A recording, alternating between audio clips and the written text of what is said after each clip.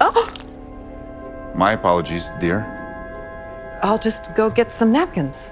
In its 8th episode, Strange New Worlds confirms a fascinating truth about Lieutenant Spock, Ethan Peck. Leonard Nimoy's Spock made his debut in the original series and went on to become one of sci-fi's most beloved characters. Strange New Worlds has offered even more insight into everyone's favorite half-Vulcan, by exploring his life before the events of TOS. In Strange New Worlds Season 3, Episode 8, 4.5 Vulcans, Captain Christopher Pike, Anson Mount, and 3 of his crew members transform themselves into Vulcans for an away mission. Seeing his crewmates as full-blooded Vulcans forces Spock to confront his own struggle to reconcile his human and Vulcan halves. 4.5 Vulcans doesn't explore Spock's psyche as much as it could have, but the episode does confirm that Spock has at least one very un-Vulcan-like habit. When Number 1, Rebecca Romijn, has to meet up with her Vulcan ex, Doug Patton Oswalt, she asks Spock to accompany her.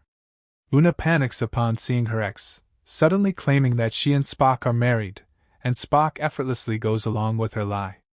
Strange New Worlds confirms Spock lies all the time. Despite the assertion that Vulcans are incapable of lying, Spock lies regularly and for a variety of reasons. In 4.5 Vulcans, Spock goes along with Una's ruse, partially because she's his superior and ordered him to, but also because he's her friend. Regardless, Doug sees right through the ruse, but rather than being upset, he's impressed with Spock's ability to fully participate in a lie. Unlike most Vulcans, Doug and his family have a particular fascination for humanity. Doug even tells Spock, "What I would give to be half the human you are." It's a sweet moment, considering how much Spock struggles with his human half, and he promises to share more about humanity with Doug in exchange for the Vulcan's help.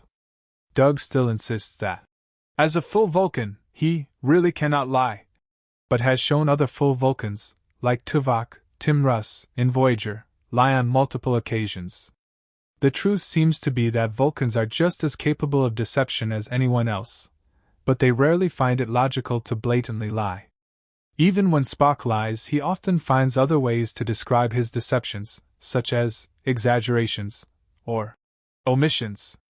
Back in Strange New Worlds Season 2's Charades, Spock's mother, Amanda Mia Kirshner, visited the Enterprise and helped him conceal his recent human transformation. This suggests that Spock's mother helped him perfect the art of lying, but he's always been willing to bend the truth. Some of Spock's greatest lies and why. The Undiscovered Country. Leonard Nimoy as Captain Spock.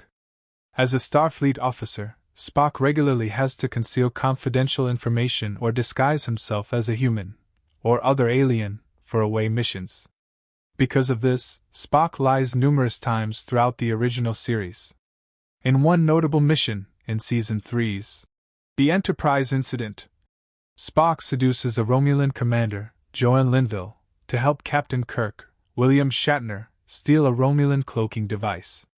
The Romulan commander in The Enterprise Incident is actually one of the first characters to reference the fact that Vulcans supposedly can't lie. Spock confirms this to be true, which is in itself a lie. Spock's ability to lie became a bit of a running joke in the films, as he found various ways to justify and explain his reasoning. In The Wrath of Khan, Spock gives a false status report to Admiral Kirk, knowing that Khan Noonien Singh, Ricardo Montalban, is listening. When Savik Kirstie Alley exclaims that Spock lied, Spock replies that he exaggerated. Spock lies multiple times in The Undiscovered Country, informing Starfleet Command that the Enterprise is experiencing engine trouble, which he describes as an error rather than a lie. Spock later tells the traitor Valeries Kim Cattrall that they will pretend their conversation never happened, which is an omission, not a lie.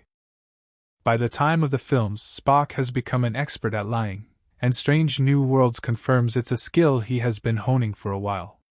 Thanks for watching.